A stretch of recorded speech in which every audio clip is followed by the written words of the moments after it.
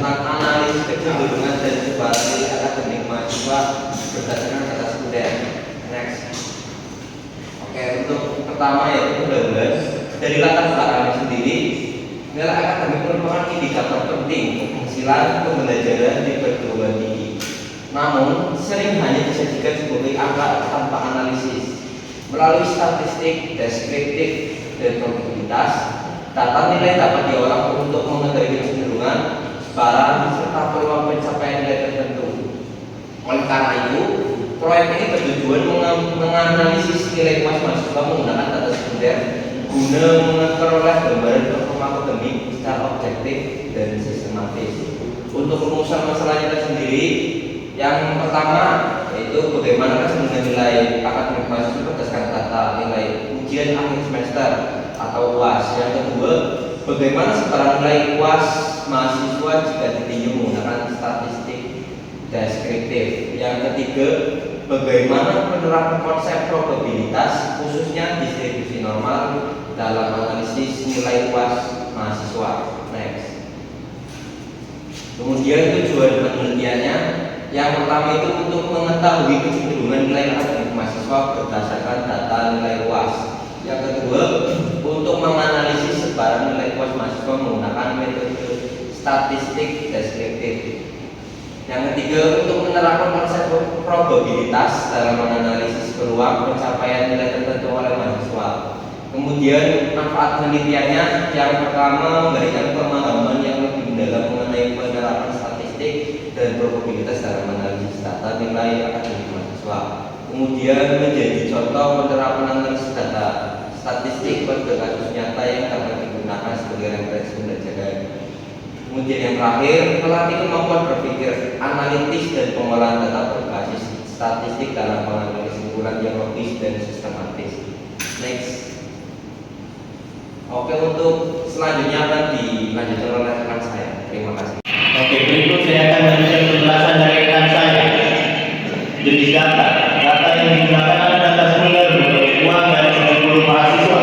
Metode yang digunakan adalah pendekatan kuantitatif deskriptif dengan menghitung mean atau rata-rata, median, modus, varian, dan standar deviasi. Kemudian ada juga jumlah data. Jumlah data yang dianalisis adalah 90 nilai mahasiswa, sehingga telah memenuhi dan bahkan lebih ketentuan minimal pengumpulan data lebih dari 30 data. Berikut 90 data yang akan digunakan. Oke, selanjutnya akan dijelaskan oleh rekan saya. Oke, selanjutnya saya akan melanjutkan penjelasan dari rekan saya, yaitu selanjutnya metodologi. Yang pertama ada MEAN. MEAN adalah rata-rata dengan rumus X bar sama dengan X1 dan X2 ditambah X kurung N dibagi N dengan keterangan variabel X sama dengan dibaca X bar atau sama dengan nilai rata-rata seluruh data, dan X1 yaitu sama dengan nilai data ke berapa. Kemudian N adalah jumlah seluruh data, lalu ada sigma yaitu simbol penjumlahan seluruh data. Selanjutnya ada median. Median adalah nilai tengah dari data yang telah diurutkan. Jika jumlah data N, maka median sama dengan X dalam kurung N plus 1 dibagi 2. Keterangan data yang berada tepat di tengah setelah data diurutkan.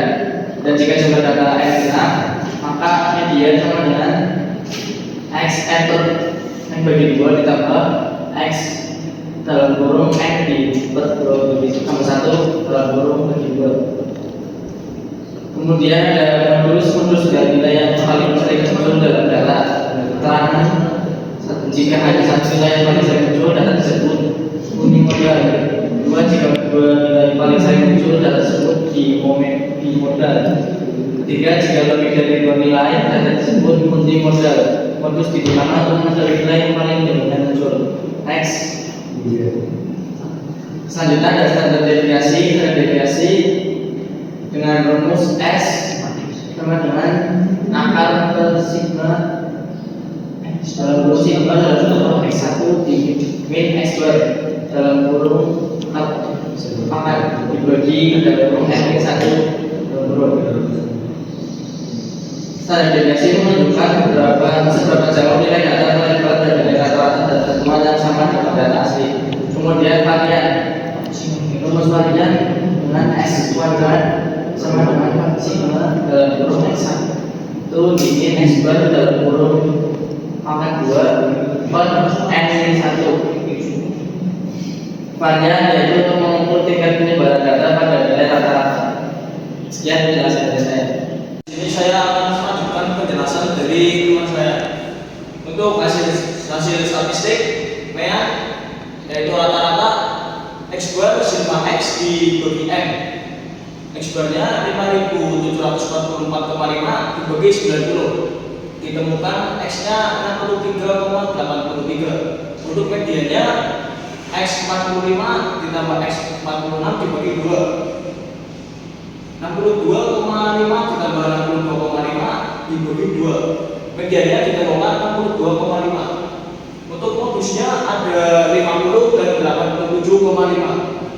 Varians ditemukan variannya 336,92 dan juga standar deviasinya 18,36. Lanjut, analisis grafik. Histogram menunjukkan bahwa sebagian besar nilai berada di sekitar rata-rata dengan pola distribusi yang mendekati distribusi normal.